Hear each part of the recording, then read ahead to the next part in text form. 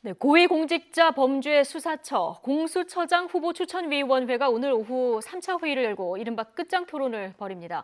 민주당은 오늘도 공수처장 예비 후보 2명이 정해지지 않으면 야당을 배제할 수 있게 법을 고치겠다고 압박했는데 국민의힘은 신중한 심사를 고수하면서 반발했습니다. 국회 취재기자 연결하겠습니다. 송재인 기자. 네, 국회입니다. 예, 오늘도 추천위원들 사이에 팽팽한 신경전이 예상되죠. 네, 그렇습니다. 공수처장 후보 추천위원회는 오늘 오후 2시 국회에서 3차 회의를 열고 공수처장 예비후보 인선에 다시 들어갑니다.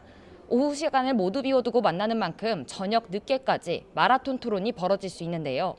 여당 측 추천위원들은 오늘 끝장 토론을 통해 예비후보 2명을 결정할 수 있을 것으로 기대하고 있습니다.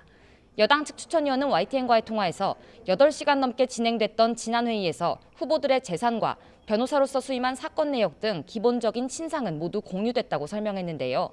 그런 만큼 오늘은 바로 후보자 압축에 들어갈 수 있고 10명 가운데 2명으로 결론 내야 한다고 강조했습니다.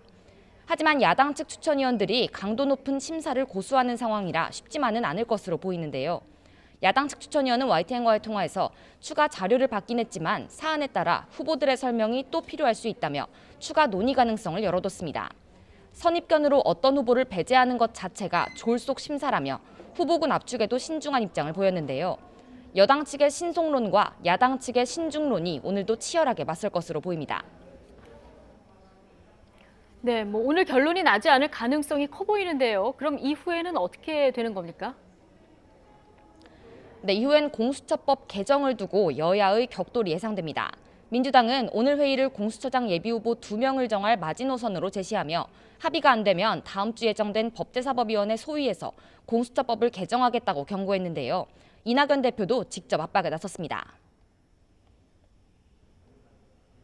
안 될 경우에 어떻게 할 것인가. 지금 법사위원회에 공수처법 개정안이 가 있습니다. 소위를 통과했던가요? 그런 절차를 밟아가는 것은 있을 수 있다고 생각합니다.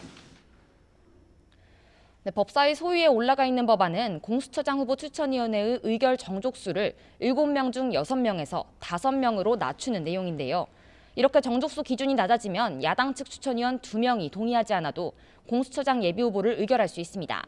야당의 거부권을 무력화하는 법안인 건데요. 국민의힘은 강하게 반발하고 있습니다. 애초 정부 여당이 공수처법을 만들 때 야당의 거부권을 보장해놓고 이제와 무력화하겠다는 건 독재적 발상이자 포갑이라고 비판했는데요. 주호영 원내대표의 발언 직접 들어보겠습니다. 제대로 된 자료로 내지 않은 채 그냥 그중에서 얼렁뚱땅 결정하자는 것은 말이 되지 않습니다. 충분한 검증을 거쳐서 제대로 된 사람이 추천돼야 다만 야당 의견을 배제한 초대 공수처장에 대한 정치적인 부담도 큰 만큼 민주당이 실제 법 개정에 착수할지는 장담할 수 없습니다. 지금까지 국회에서 YTN 송재인입니다.